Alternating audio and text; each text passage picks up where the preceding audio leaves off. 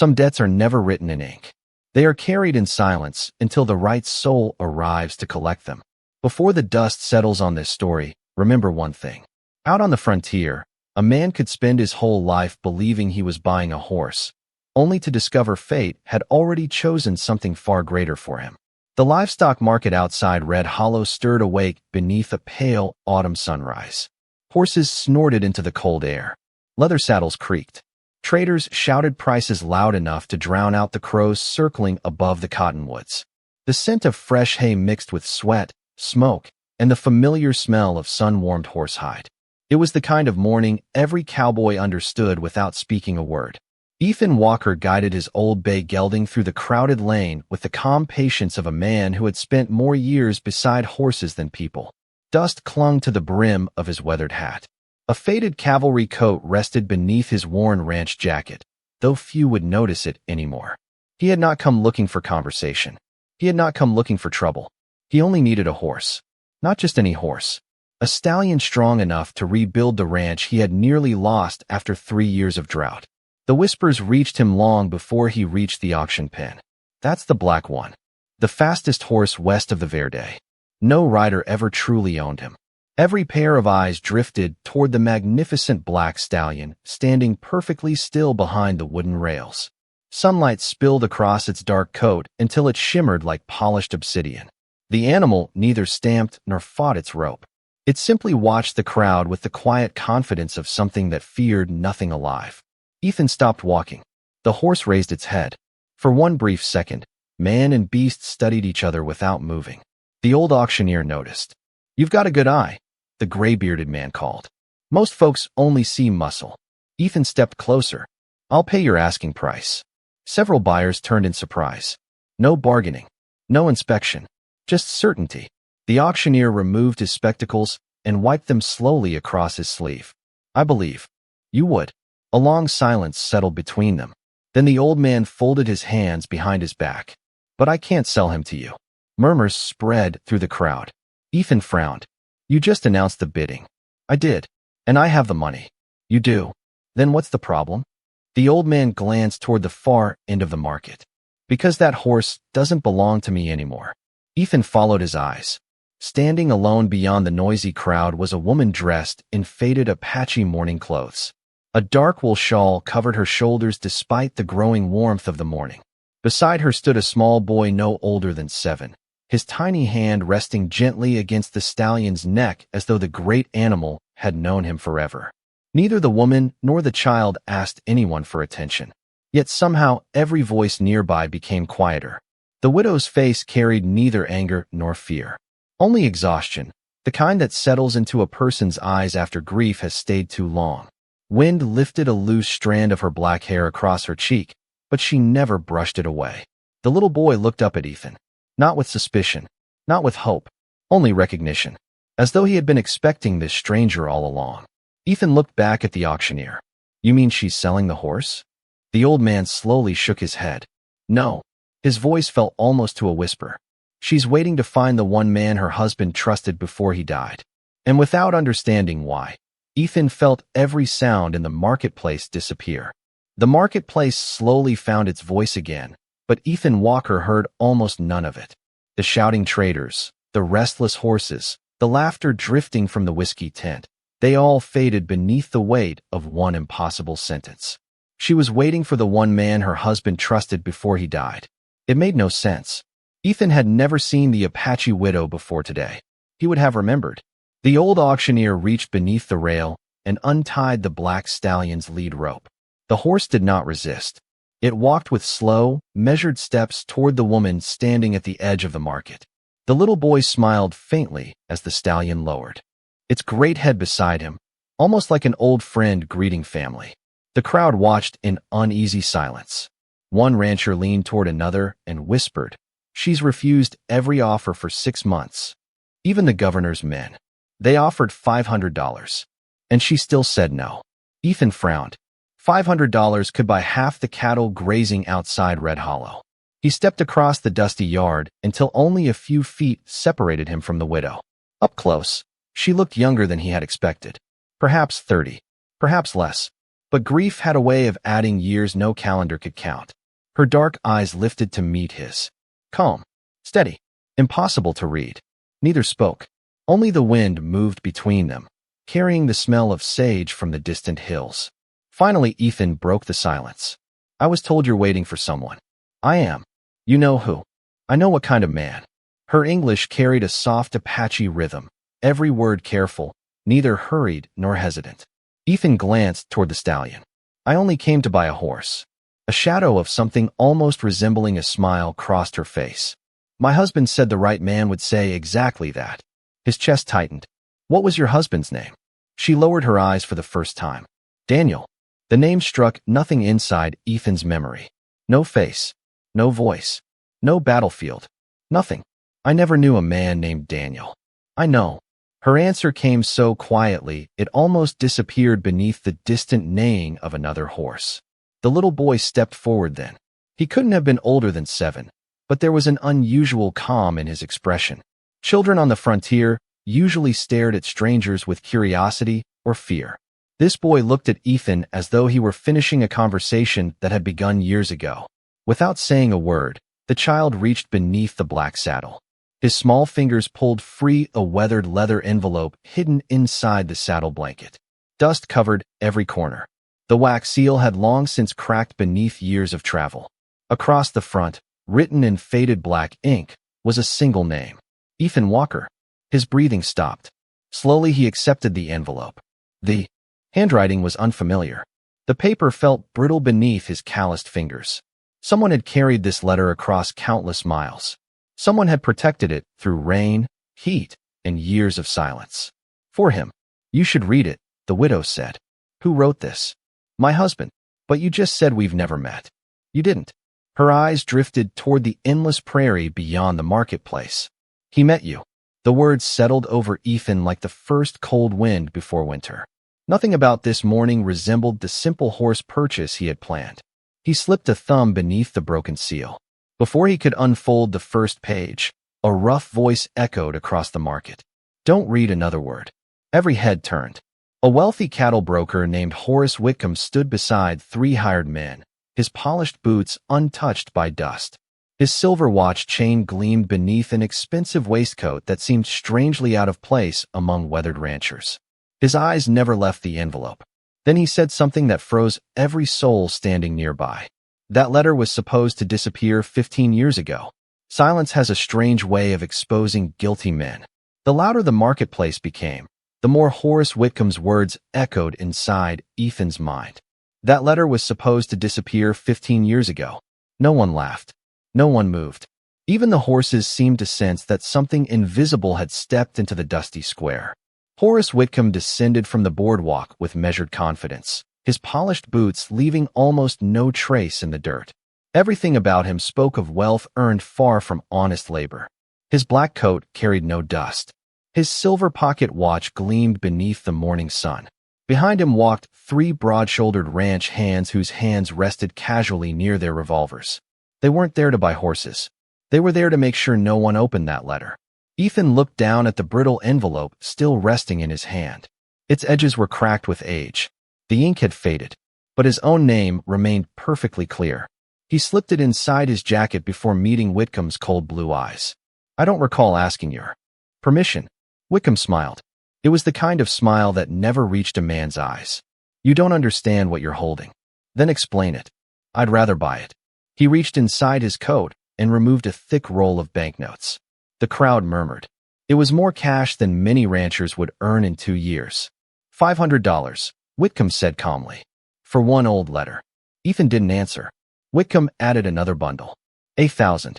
The old auctioneer slowly removed his hat. Several traders exchanged uneasy glances. Nobody offered that kind of money for a piece of paper. Not unless the paper could destroy someone. Ethan's voice remained steady. It isn't for sale. Whitcomb's smile disappeared. The widow never spoke. She simply watched, as though she had already seen this moment long before today. The little Apache boy rested one hand against the black stallion's shoulder. The horse remained perfectly still, its ears pointed toward Whitcomb. Waiting. Watching. You should think carefully, Whitcomb continued.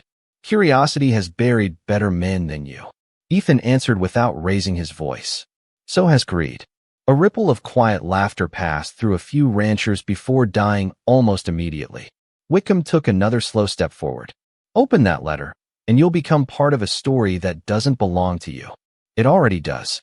How could you possibly know that? Ethan tapped the pocket over his heart. Because somebody carried this across 15 years just to put it in my hands. For the first time, uncertainty crossed Whitcomb's face. Only for a heartbeat. Then it vanished. He turned toward the widow. Naya. Her name sounded strange coming from his mouth. You've kept your promise long enough. She finally spoke. No. Just one word. Soft. Steady. Final. Whitcomb's jaw tightened. You owe me. I owe only the dead. The wind swept across the market, carrying dust between them like smoke before a fire. Whitcomb glanced at his 3 hired men. It was barely a movement, barely noticeable, but Ethan had spent years reading officers on battlefields.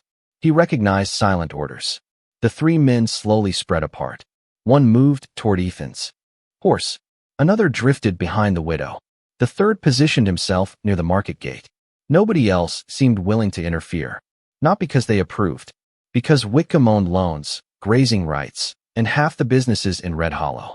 Crossing him could cost a man everything. The old auctioneer swallowed hard. Mr. Walker. Ethan never looked away from Whitcomb. Yes. If I were you, you'd leave? The old man lowered his eyes. I was going to say I'd ride. Ethan nodded once. Instead of climbing into the saddle, he reached for the black stallion's reins. The magnificent horse looked directly into his eyes. For a long second, neither man nor animal moved. Then something extraordinary happened.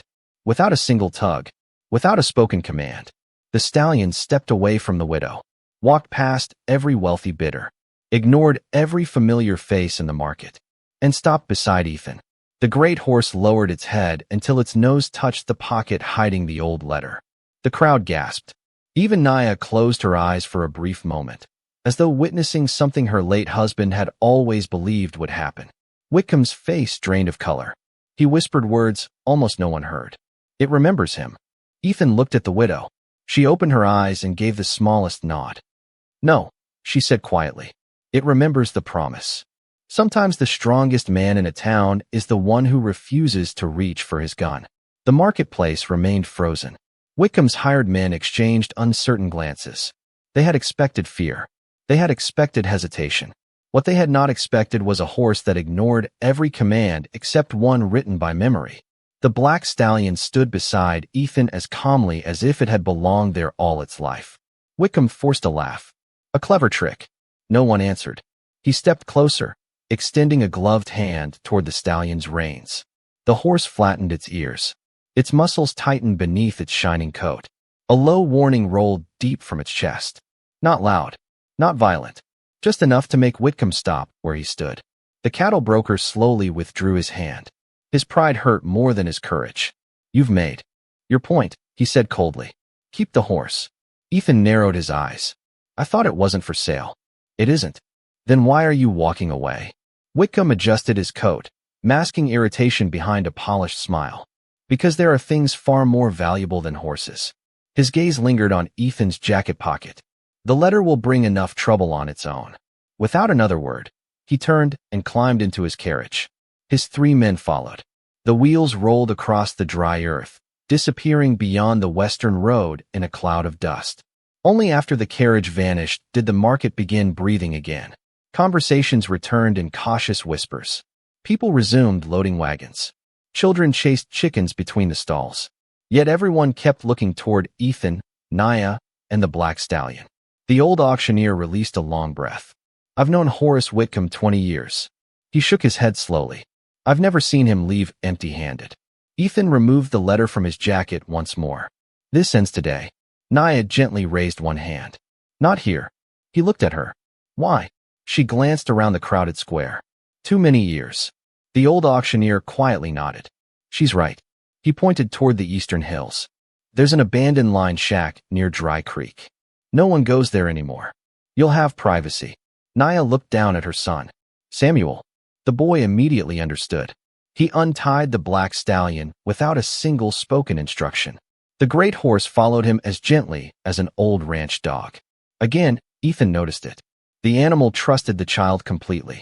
Whatever bond they shared had been built long before this morning. As they prepared to leave, the old auctioneer reached into his vest pocket. He handed Ethan a small iron key. Rust covered its edges. The brass tag hanging from it carried only one number. 17. What opens? I don't know. It came with the horse. Why give it to me now? Because Daniel told me to. Ethan stared at him. You knew her husband? The old man smiled sadly. For one afternoon. He asked only 2 favors. What were they? Keep the horse alive. He paused. And when the right cowboy finally arrived, his weathered fingers closed Ethan's hand around the key. Give him this. No explanation followed. None was needed. The mystery had only grown larger. The 4 of them left the marketplace together. Ethan rode his old bay gelding. Samuel walked beside the black stallion with quiet confidence. Naya carried nothing except a worn canvas satchel hanging across her shoulder. The afternoon sun climbed higher, turning the prairie into waves of golden grass. Meadowlarks drifted across the open sky while a warm breeze carried the scent of cedar and dry sagebrush from the distant ridges. For nearly an hour, no one spoke. Only hoofbeats marked the passing miles. Finally, Ethan broke the silence. Did your husband know me during the war? Naya kept her eyes on the trail ahead. No. Then why write to me? Her answer came almost as softly as the wind moving through the grass.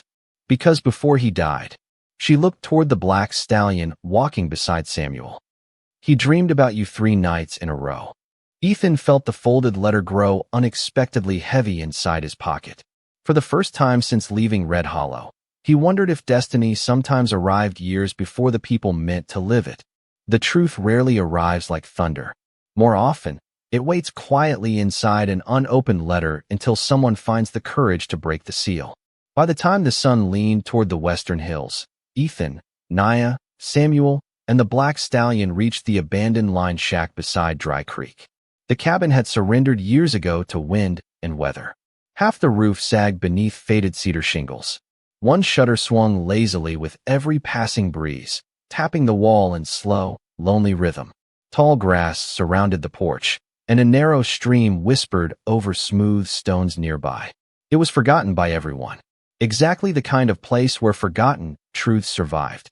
Samuel led the stallion beneath a cottonwood while Naya stepped inside the cabin. She opened the cracked window, allowing warm afternoon light to spill across the rough wooden floor. Dust drifted through the golden beams like tiny spirits suspended in silence. Ethan remained outside. The old envelope rested in his hands once more. His name stared back at him. 15 years. Who carries a letter that long for a man they've never met? He finally broke the brittle seal. The paper unfolded with a dry whisper. The handwriting was firm but uneven, as though written by someone whose strength was already fading. The first line stopped his breathing. If this letter has found you, then I did not survive. Ethan slowly lowered himself onto the porch step. The world beyond the page disappeared. I do not know your face. I only know your name. Captain Benjamin Hawthorne spoke it, while fever carried him between life and death. He believed no one understood him. But I did. He said there was one young cavalry scout who chose mercy when others chose hatred. A man who carried guilt heavier than his rifle. His name was Ethan Walker. Ethan's fingers tightened around the page. Captain Hawthorne. He remembered him. An aging officer wounded during a skirmish near the White Mountains. The fever had stolen most of the captain's memory before he died. Or so everyone believed. Ethan continued reading. The captain never knew I was the Apache who found him. He thought another soldier rescued him. I never corrected him. Sometimes a dying man deserves peace more than truth. Ethan closed his eyes. Fragments of old memories drifted back through the years. Smoke, rain, blood-soaking cavalry blankets. Captain Hawthorne whispering names no one else understood. One of them had been Ethan's. His heartbeat quickened. The next line struck even deeper. Before the captain died, he held your hand. You promised him the frontier could become something better than revenge. You believed white men and Apache children deserved the same sunrise. He smiled before taking his last breath. Ethan barely remembered saying those words. He had been 20 years old, young enough to believe kindness could change the West, old enough to watch that belief disappear beneath too many graves. A shadow crossed the doorway. Naya stepped quietly onto the porch. She did not ask what the letter contained. She simply sat beside him. For several moments, neither spoke. Only the sound of dry creek filled the silence. Finally, Ethan asked, almost to himself, "Your husband saved Captain Hawthorne?" Nia nodded. "He carried him 3 days through the mountains." "Why?" "Because Daniel believed a man's life was worth more than another war." Ethan looked back at the letter. There was still another page folded beneath the first. At the bottom of the last sheet, something hard slipped free and landed softly on the porch boards. A tarnished brass military badge. The insignia of Captain Hawthorne's cavalry company. Engraved across the back were 4 words. "Return this to Ethan." Ethan stared at the badge in disbelief. He had buried Captain Hawthorne with that very insignia pinned to his uniform. His voice barely rose above a whisper. "That's impossible." Nia's eyes rested on the old brass emblem. "My husband said someday." She stopped. "You would say those exact words." A sudden gust of wind swept across the creek. The cabin door slammed shut behind them. At that same moment, the black stallion lifted its head sharply toward the distant ridge. Someone was watching the cabin, and this time, they had not come alone. The first gray light of dawn crept across the valley, revealing what the darkness had hidden. The hoofprints had not disappeared. They had multiplied. Caleb knelt beside the trail, his weathered fingers brushing over the packed earth without a word. 6 riders. No, 8. They had circled the ranch sometime during the night, careful enough not to fire a shot, patient enough to let fear do the work instead. Behind him, Ayana stepped quietly onto the porch, the borrowed wool blanket wrapped around her shoulders. Her wound had been cleaned, but every movement still carried pain. She watched the cowboy studying the ground, and something in the silence told her he had already reached a conclusion. "They know I'm here," she said softly. Caleb did not answer immediately. He stood, dusted the dirt from his palms, and looked toward the distant ridge where the first rays of sunlight painted the rocks crimson. "They're not hunting anymore," he finally replied. "They're waiting. Waiting. It was always more dangerous than chasing. A desperate man made mistakes. Hey, patient one planned funerals." The wind shifted, carrying with it the faint smell of cigar smoke. Not fresh. Hours old. Caleb's eyes narrowed. One of the riders had stood no more than 30 yards from his barn during the night. Close enough to hear voices. Close enough to know exactly how many people remained inside. He walked toward the fence and found it. A single silver cartridge rested neatly on the top rail. Not fired. Not loaded into any rifle. Simply placed there. A message. "We can reach you whenever we choose." Ayana stared at it without touching it. "In my tribe," she whispered, "we leave broken arrows before war." Caleb slipped the cartridge into his pocket. Then they just declared theirs. The ranch returned to its strange rhythm. The horses were watered. The cattle drifted across the pasture. Smoke rose from the chimney exactly as it always had. Anyone watching from the hills would see an ordinary morning. That illusion mattered. Fear always revealed itself through rushed hands and nervous eyes. Caleb refused to offer either. Inside the cabin, Ayana unfolded the blood-stained map she had risked everything to protect. Now, beneath proper daylight, details emerged that neither of them had noticed before. Tiny handwritten symbols. Old survey marks. A narrow canyon drawn where no official government map showed one. Caleb leaned closer. His expression slowly hardened. "I know this place." She looked up. "You've been there." 20 years ago. His voice carried the weight of memory. "My father took me through that canyon once." He tapped a faded mark near the northern ridge. There was no silver. His finger moved farther east. There was water. Ayana frowned. "Only water?" He nodded. "Not ordinary water." He looked toward the window as though seeing another lifetime beyond the glass. "My father said every ranch within 100 miles survived because of those underground springs." The realization settled between them without another word. This had never been about silver. Control the water, and you controlled every ranch, every settlement, every traveler crossing the territory. Ayana slowly folded the map again. They murdered families. For a spring. Caleb's jaw tightened. They're buying the future. Silence returned. Outside, a lone hawk circled high above the valley. Neither of them noticed the old ranch dog wandering toward the western fence. The animal stopped suddenly. Its ears stood straight. A low growl rolled from deep inside its chest. Caleb turned immediately. The dog never growled without reason. Then came another sound. Not horses. Not voices. A child crying. Weak. Distant. Somewhere beyond the cottonwood trees. Ayana's face drained of color. No. She whispered the word before she even realized it. Caleb looked at her. You know that voice? She closed her eyes. I prayed I'd never hear it again. The crying came once more. Closer now. Carried gently by the morning wind. Not loud enough for panic. Only enough to awaken memory. Ayana opened her eyes, filled not with fear, but with recognition. That's not bait, she said quietly. That's my little brother. The crying stopped as suddenly as it had begun. Not because the child had found safety. Because someone had covered his mouth. Caleb had heard enough wounded men to recognize the difference. He reached for the Winchester leaning beside the cabin door. Ayana caught his wrist before he could take 2 steps. You'll never reach them in time if they expect you to ride, she whispered. He looked into her eyes. They're using him. She nodded once. As bait. The wind rolled across the valley, stirring the dry grass into slow waves. Somewhere beyond the cottonwoods, a raven lifted into the pale sky, its harsh cry echoing through the silence. Caleb studied the land instead of the sound. Every hunter left traces, even careful ones. Then he noticed something odd. The cattle. Nearly 50 longhorns had gathered naturally along the eastern pasture, facing the same direction.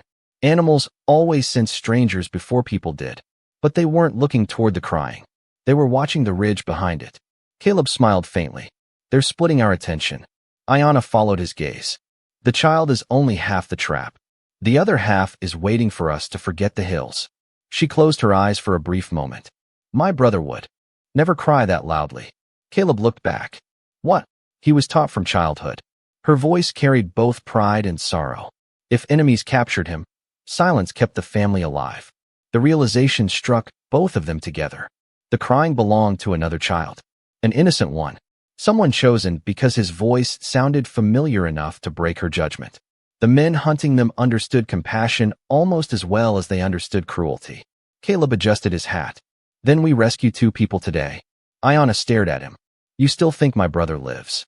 I think men who love money rarely destroy what they can still use. It wasn't hope. It was calculation. Sometimes those sounded exactly alike. Instead of saddling their horses, Caleb walked toward the old irrigation ditch that crossed the ranch. It had dried years ago, leaving a shallow trench hidden beneath sagebrush and tall weeds. You've been here before, Ayana observed. I built this ditch with my father. He climbed inside. From here we can reach the cottonwoods without showing ourselves. They moved quietly beneath the edge of the field while the morning sun climbed higher. Dust drifted above the prairie like thin smoke. Halfway there, Caleb suddenly crouched. Fresh boot prints. Not moccasins. Expensive riding boots. City leather. 3 men had crossed only minutes earlier. One footprint dragged slightly. A limp. The man you stabbed, Caleb whispered. Ayana nodded. He won't forgive me. No. Caleb examined the deep heel mark. He'll make mistakes. Another 20 yards. Then they saw him. A little blond boy sat beneath a cottonwood, wrists tied behind the trunk. No older than 7. Tears streaked through the dust on his cheeks. A dirty cloth hung loosely around his neck. It had never covered his mouth. Someone had ordered him to scream whenever the pain in his bound wrists became unbearable. The boy wasn't acting. He was suffering. Ayana stepped forward instinctively. Caleb caught her shoulder. Wait. She froze. Nothing moved. No riders. No rifles. Only wind. That was exactly what troubled him. Silence in the frontier was rarely empty. His eyes climbed the surrounding cliffs. Then he found it. A tiny flash. Sunlight reflecting off polished brass. A rifle barrel.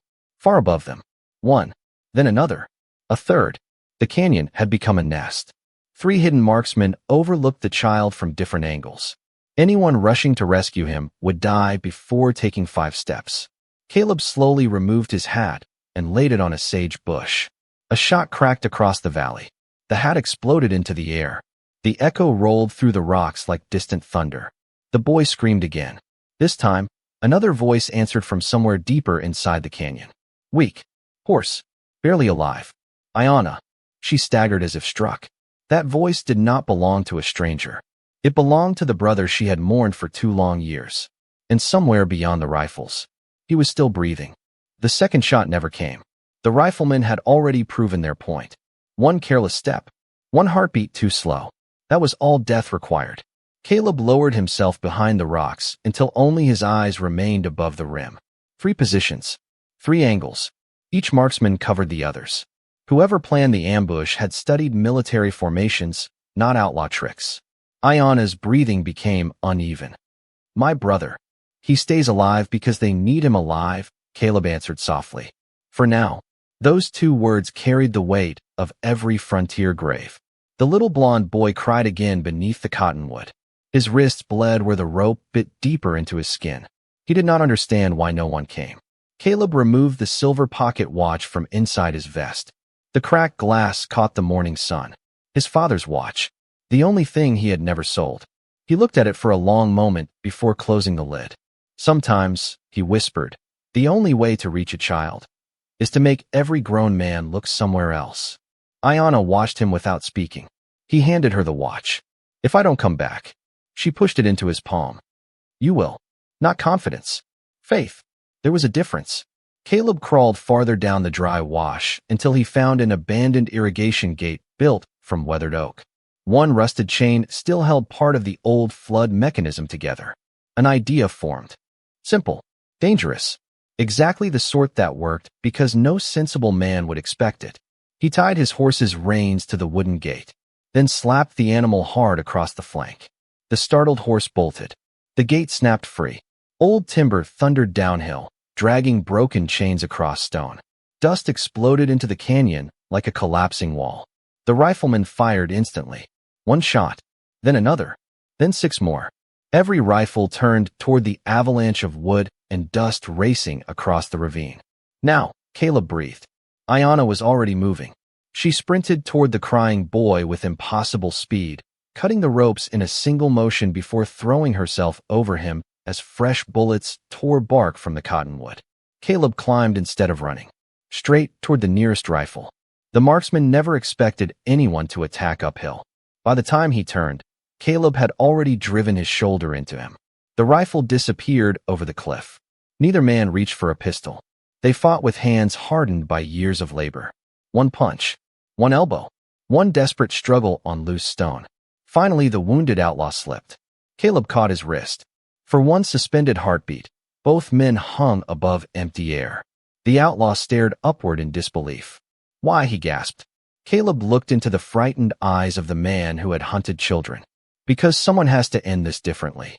He pulled him back on his solid ground. The outlaw immediately reached for the hidden knife inside his boot. A gunshot echoed. Not Caleb's. Ayana stood 30 yards away, smoke drifting from the revolver she had taken from another fallen attacker. The knife dropped harmlessly onto the rocks. Silence returned. Only wind remained. Then came footsteps. Slow. Dragging. From the shadows beneath the cliffs emerged a young native man wrapped in torn blankets, wrists scarred by years of iron shackles. His beard had grown wild. His face was thinner than memory allowed. But his eyes. Ayana knew those eyes before she knew the man. She crossed the distance without speaking. He smiled through cracked lips. You kept father's feather. She opened her trembling hand. The old eagle feather still rested inside her palm. He touched it gently, then touched her forehead. Neither of them cried. Some grief had waited too long for tears. Behind them, the surviving riflemen laid down their weapons one by one. Not because they had been defeated, because every lie they had been paid to protect had just walked out of the canyon alive. The valley looked different 3 days later. Not because the mountains had changed. Not because the wind had forgotten its old songs. It was the people. Fear had finally loosened its grip. The sheriff arrived with a dozen deputies afterward spread through every ranch and trading post between the river and the desert. They expected another gunfight. Instead, they found rifles stacked neatly beside the canyon wall. No bodies displayed as trophies. No revenge carved into the rocks. Only prisoners waiting in silence. The wounded outlaw Caleb had pulled back from the cliff sat with his hands tied loosely in front of him. He could have fled during the night. He had not tried. When the sheriff asked why, the man lowered his eyes. I've spent my whole life believing mercy was weakness. He glanced toward Caleb. I was wrong. The deputies uncovered ledgers hidden inside a false bottom wagon abandoned near the canyon. Every payment was recorded with careful handwriting. Ranchers bribed to surrender their wells. Surveyors paid to forge maps. Hired guns rewarded for driving native families from the valleys before government inspectors could arrive. There had never been silver beneath the land. Only water. Enough fresh water to supply half the territory for generations. That was the fortune men had been willing to kill for. The truth traveled faster than any horse. Within a week, the governor's investigators reached the valley. Claims were canceled. Fraud was exposed. Families once branded as trespassers were recognized as lawful guardians of the springs their ancestors had protected for centuries. No speech celebrated the victory. The land did not need applause. It only needed honesty. On the morning Ayana and her brother prepared to leave, the rescued blonde boy ran across the ranch carrying something wrapped in old cloth. I almost forgot. He handed it carefully to Caleb. Inside rested the silver pocket watch. The same watch Caleb had believed lost forever during the rescue. I found it beside the dry wash. Caleb turned the cracked glass toward the morning sun. The hands had stopped. Exactly at the moment the first rifle fired. He smiled quietly. Guess it's earned its rest. Ayana's brother stepped forward carrying another object. The old eagle feather. Without a word, he tucked it into the leather band around Caleb's weathered hat. You carried our hope, he said. Now carry our family. Caleb reached up instinctively. I didn't save your people. The young man shook his head. No. You remembered we were people. There was nothing left to answer. Months later, travelers passing through the valley often spoke of an unusual place where ranchers watered strangers before watering their own horses, where native children and settler children chased each other through the same fields, and where arguments were settled around a table more often than beside a grave. Some called it luck. Others called it a miracle. The old ranch hands simply smiled. They knew better. Every peaceful place had once been someone's impossible choice. As the years passed, no monument marked the canyon. No statue honored Caleb. The wind erased footprints. Rain softened the scars left by bullets. Only one thing remained. An old ranch house overlooking clear water. Above its doorway hung a faded horseshoe, an eagle feather, and a broken silver watch that no longer measured time. Visitors sometimes asked why anyone would keep a watch that no longer worked. Caleb would glance toward the spring where children laughed without fear. Then he would answer with the same quiet smile. It stopped the moment people chose to save each other instead of winning. Out on the frontier, justice never arrived wearing a badge. Sometimes it came carrying a rope to free a child. Sometimes it arrived with an empty hand that refused to let another man fall. And sometimes, without anyone noticing, it settled over the land as gently as evening light across the prairie, leaving behind nothing louder than clean water, open doors, and the simple dignity of neighbors who had finally learned to see one another as equals.